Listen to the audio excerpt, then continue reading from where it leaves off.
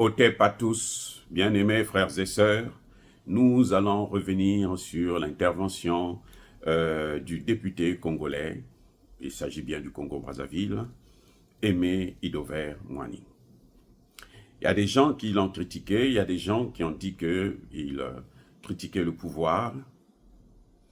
Il y a des gens qui m'ont même attaqué parce que j'ai dit que j'étais plus ou moins mitigé. Je voudrais clarifier les choses. Vous savez, ce que Mwani a fait, ce n'est pas une critique, puisque le pouvoir, il a bien dit, c'est notre pouvoir. Puisqu'il ne critique pas le chef de l'État, qui est leur guide. Je dis bien leur guide.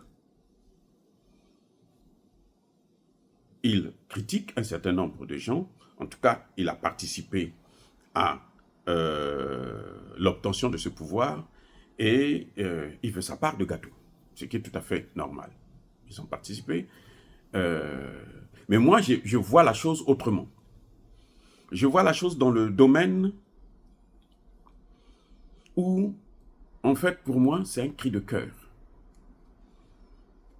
Parce que c'est un pouvoir aux abois. Oui. C'est un pouvoir aux abois.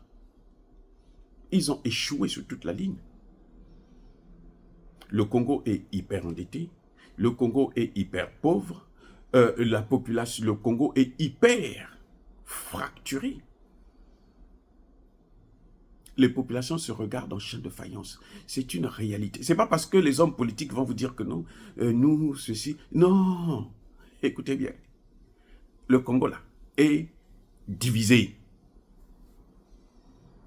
Vous allez prendre un cadre. Azanaga, vous le mettez dans le gouvernement. Vous allez prendre un cadre de Tingidi, vous mettez dans le gouvernement. Vous allez prendre un cadre de Bokosongo, vous mettez dans le gouvernement.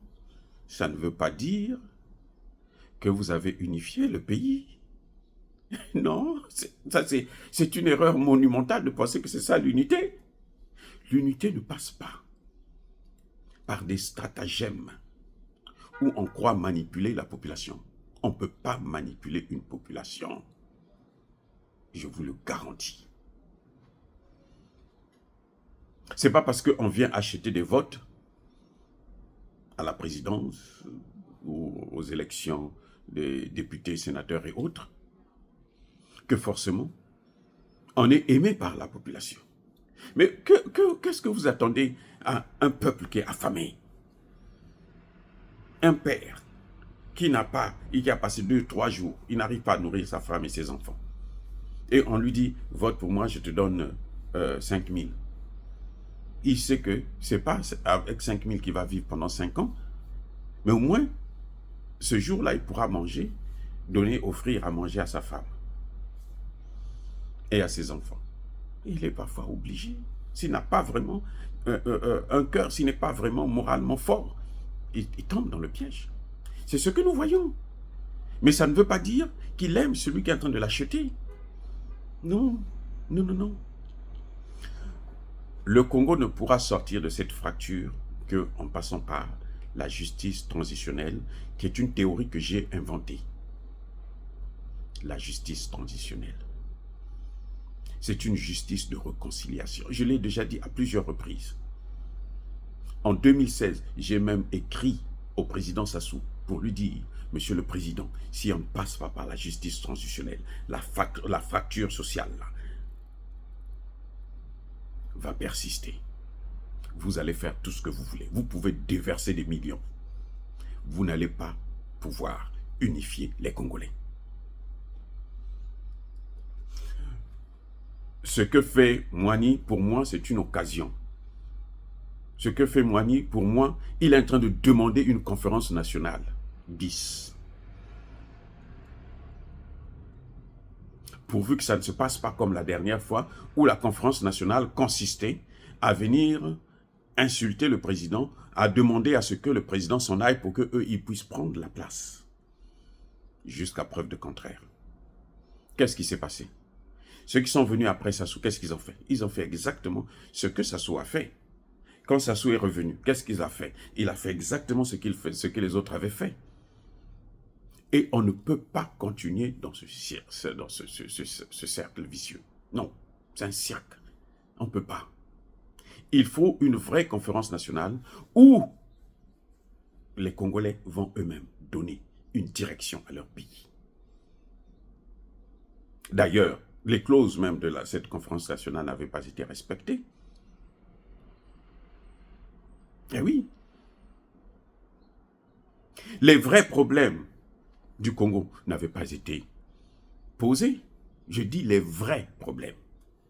Ce qui s'est passé, c'est, bon, eux, ils ont mal géré, c'est à nous maintenant de gérer. C'est notre tour. Ça ne marche pas comme ça. C'est notre tour, ça ne marche pas comme ça. Il faut d'abord poser les vrais problèmes. On dit, bon, voici les problèmes que nous avons. Et voici comment on va les résoudre. Monsieur l'honorable député Moani a posé les problèmes, mais pas les vrais problèmes. C'est ça que j'ai reproché. Pour lui, c'est le ministre de l'Intérieur qui est à l'origine de toute la pagaille. La clé, c'est le ministère de l'Intérieur. Et que lui, s'il prend la place, il fera mieux. Mais c'est justement l'esprit de l'ancienne conférence nationale. C'est là où on n'est pas sur la même longueur d'onde.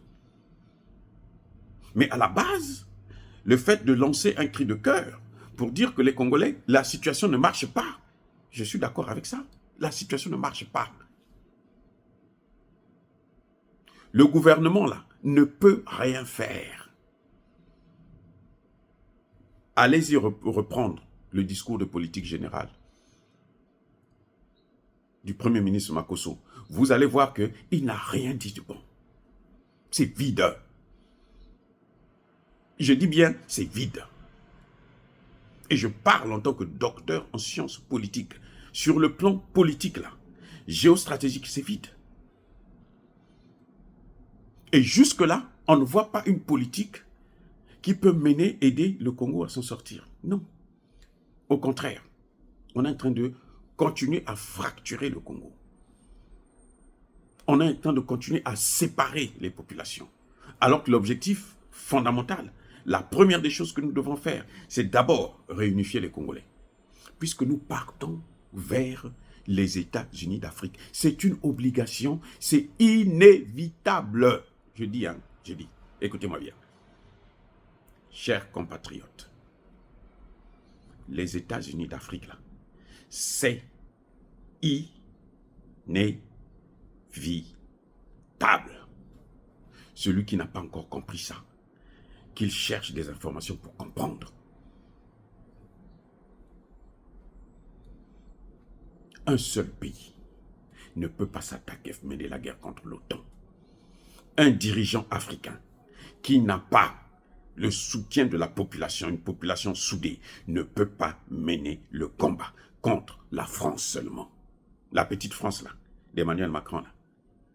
Aucun pays africain là, ne peut mener cette guerre s'il n'a pas le soutien de son peuple. Or, comment il faut faire pour avoir le soutien du peuple? C'est là où M. Moani n'a pas compris la situation. Parce que lui, il voit seulement son intérêt. Comment, moi, si je suis ministre de l'Intérieur, voici ce que je ferai. Mais dans le fond, il fait appel à l'intelligence congolaise pour que tous on s'asseye pour réfléchir. Lui, il a proposé sa solution et nous proposons la nôtre. Moi, je suis en train de vous dire que le problème n'est plus au niveau individuel. Sassou Nguesso peut même rester là. Mais il faut qu'il y ait un peuple qui donne le canevas. Je vais vous prendre un exemple. Regardez le Niger. Les autorités décident de faire partir la base militaire française. Emmanuel Macron dit, je ne pars pas. Le Niger, c'est pour moi, ça m'appartient, je ne pars pas. Monsieur Tiani, débrouillez-vous. Tiani ne peut pas faire la guerre contre la France. Il n'en a pas les moyens. Qu'est-ce qui s'est passé? Et la population dit, mais oh, mais ce que notre chef là a dit là, c'est ce que nous voulons. Donc, nous, on doit maintenant rentrer dans le jeu. Et la population a fait un sitting autour de la base militaire, autour de l'ambassade de France, pendant plusieurs semaines. Il y a un groupe qui est là. Quand ce groupe est fatigué, il y a un autre groupe qui vient. Et puis le premier groupe là, précédent, va se reposer. On a fait à manger, on amène là sur place, ils mangent là. Les Français ne peuvent plus bouger.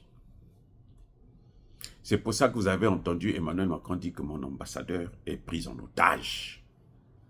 C'est pas Tiani, c'est la population.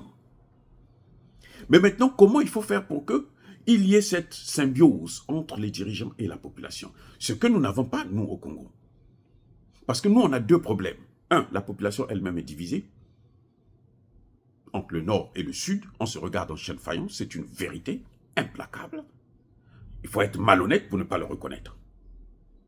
C'est pas parce qu'il y a quelques petites têtes, mais Moani l'a dit, le pouvoir c'est à nous. C'est ce qu'il dit. Donc, les populations sont divisées. Deux, le président lui-même est déconnecté, le gouvernement est déconnecté. Or, pour arriver là, il faut que le président fasse, le gouvernement fasse ce que demande le peuple, la volonté de ce peuple. Mais comment vous allez le savoir? Mais c'est en appelant encore cette même population. Et c'est là où je rejoins Moani. C'est de faire venir cette population, leur demander, mais qu'est-ce que vous voulez que nous, qui sommes là, on puisse faire? Ils vont vous dire, bon, un tel, là, voilà ce qu'il a fait. Lui, il faut pas, on ne veut plus le voir là. Parce que lui, il ne peut pas faire le travail pour nous. On veut voir X, on veut voir Y. Et ceux qui vont venir là, voilà ce que nous leur demandons de faire. Le Congo est en danger de disparition. Parce qu'un pays endetté là, c'est un pays qui va être occupé. Sachez-le, c'est-à-dire que c'est inévitable.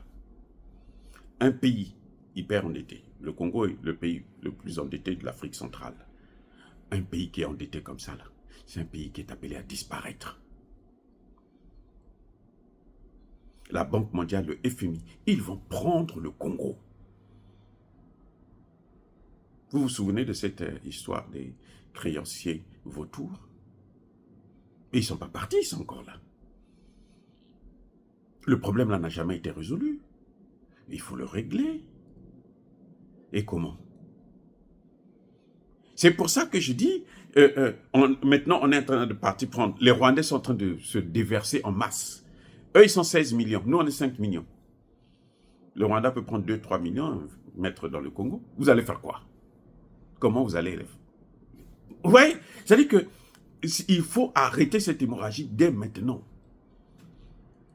Sinon, les enfants des dirigeants là,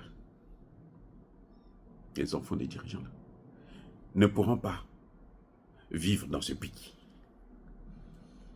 Parce que ceux qui sont en train de venir là, les Rwandais, les Libanais, les Chinois, vous savez, il y a maintenant des Chinois qui sont candidats à l'élection présidentielle dans des pays africains. Il y a des Libanais qui sont sénateurs au Congo démocratique. Pourquoi? Parce qu'ils ont l'argent. Et les gens préfèrent voter pour eux. Les locaux là, que vous avez appauvris longtemps là, ils vont voter pour les étrangers. Ils préfèrent. Parce que vous les avez trop torturés. Donc, il faut dès maintenant arrêter avec ça. Ça veut dire qu'aujourd'hui, même, soit les enfants ou les petits-enfants, de ceux qui sont en train de gouverner actuellement là, mais ils n'auront plus de place au Congo. Les autres seront des esclaves, parce qu'ils ont toujours été les esclaves, torturés. Ils partent plus à l'école, ils n'ont pas les moyens de se soigner, ils n'ont rien. Mais ils vont se dire que, oh, mais ceux qui ont fait ça sont ceux-là, ce sont nos propres frères. Alors, laissez-les se battre avec les étrangers. Et quand c'est comme ça, là, vous ne pouvez pas gagner le combat. Quel que soit ce que vous allez faire. Et ces Occidentaux-là, c'est un plan qu'ils ont, qui n'est pas, ça ne date pas d'aujourd'hui. Ils ont un plan d'occupation de l'Afrique. Et ça passera par là. Ça, c'est un. Deuxième des choses. L'Afrique, pour s'en sortir, doit passer par les États-Unis d'Afrique. Par la création des grands ensembles, et ces grands ensembles vont se mettre ensemble pour former un seul État. Mais ces grands ensembles-là, c'est ce que vous voyez avec l'AES. Vous avez 3 pays pour l'instant. Bientôt, vous allez voir 4, 5, 6, et puis ça va commencer à grandir. En Afrique centrale, il y a un ensemble qui est là en gestation, que les gens ne veulent pas mettre en exergue parce que ils sont imbus de leur personnalité, parce qu'ils se disent, nous, on ne peut pas se... Mais écoutez, c'est inévitable si on va couler tous. En Afrique centrale, vous avez le Congo avec K, c'est-à-dire le Congo Brazzaville, le Congo Kinshasa, le Congo Angola. Déjà les 3 pays-là, ils doivent absolument se mettre ensemble. Le Grand Congo, c'est ça qu'on appelle le Grand Congo. Le Grand Congo, c'est pas parce que la RDC a un territoire plus vaste qu'on appelle ça... Non, le Grand Congo, là, c'est le Congo avec K, celui de nos ancêtres, qui s'étendait jusqu'au Gabon, jusqu'au Cameroun. En tout cas, une partie de ces 2 pays-là. Donc, visiblement, ces 2 pays-là seront probablement rattachés. Ils vont rentrer tout naturellement dans ce grand Congo-là. Et il y aura d'autres grands ensembles comme ça. Le Centrafrique pourra aussi adhérer. Et puis après, le Tchad pourra aller vers l'Afrique de l'Ouest. Et après, on réunit les 2. Ou les 3, 4 ensemble. Voilà là où nous devrons partir. Et c'est ça qui va nous sauver. Maintenant, le problème que les Congolais doivent comprendre, c'est qu'on ne peut pas rentrer dans le Congo. Regardez, le Congo, Brazzaville, il est petit. Il est sous-peuplé. Donc, si on est encore divisé à l'intérieur de ce Congo, mais qu'est-ce qu'on va devenir dans ce grand ensemble du Congo avec K? Mais on va disparaître. C'est-à-dire que, pas disparaître dans le sens où on va nous tuer, non. C'est-à-dire que notre voix ne va pas compter. Pour que notre voix puisse compter, il faut que nous puissions être unis, d'abord. C'est-à-dire que chaque État qui veut rentrer dans le grand État, dans la fédération, doit être solide, solidifié par son peuple et ceux qui gouvernent. C'est là que nous pouvons être forts, que notre voix pourra se faire entendre. Sinon, c'est les autres qui vont dominer. Ceux qui sont unis, c'est ceux-là qui vont dominer, qui vont gagner. Et nous devons avoir une même vision, c'est-à-dire qu'on doit regarder dans le même sens, comme on le voit avec l'AES. Vous voyez, donc ce que je disais et ce que je voudrais répéter, c'est que le député Moigny ouvre un débat national. Et c'est pour ça que nous nous permettons de donner notre point de vue. Il faut qu'on reparte vers une autre conférence nationale. Il faut que les Congolais se retrouvent pour parler, cette fois-ci, des vrais problèmes. Parler des problèmes de la justice transitionnelle, comment il faut faire pour se réconcilier, pour parler des problèmes des ingérences occidentales, de la dette, du franc CFA. Il faut qu'on ait des solutions là-dessus. Quel est notre point de vue? Qu'est-ce que nous voulons? Est-ce que nous voulons continuer à utiliser une monnaie qui est nazie, qui n'est même pas la nôtre? Qui nous empêchera, à coup sûr, de nous développer? Quand je dis que Makosso ne peut rien faire, il a échoué depuis le début. Parce que Makosso n'a jamais posé le problème du franc CFA. Et ça, je l'avais même dit à Mwamba Clément. C'est un grand frère, je lui ai dit. Non, grand, écoute, c'est très bien. Je suis content pour vous que vous soyez nommé, mais je vous dis, voilà la vraie direction à prendre. Je l'ai dit à Mwamba Clément. Et jusqu'à preuve de connaître, qu'est-ce qu'il a fait? Il a échoué. On peut dire ce que l'on veut. Il a échoué. Il est allé se mettre à genoux devant le FMI, qui a donné quelques miettes, et c'est une dette encore colossale pour rien. Et Makosso est venu, il suit la même lignée. Jusqu'aujourd'hui, vous voyez, ça patine. Parce que la voie là n'est pas bonne. On peut faire tout ce que vous voulez. Prenez le meilleur gestionnaire du Congo. Prenez-le, mettez-le là. pour gérer le Congo là. Il va échouer. Donc on ne posera pas les vrais problèmes. Soyez bénis, abondamment bénis par le Dieu des Kémites et par nos ancêtres angélisés. Mais que tous ceux qui persécutent le continent africain le pillent et le déstabilisent. Qu'ils soient noirs, blancs, chinois, arabes, juifs, indiens ou qui qu'ils soient punis, maudits, foudroyés, neutralisés, écrasés, effacés par le Dieu des Kémites et par nos ancêtres angélisés. Vive l'Afrique éternelle. Je dis et j'assume.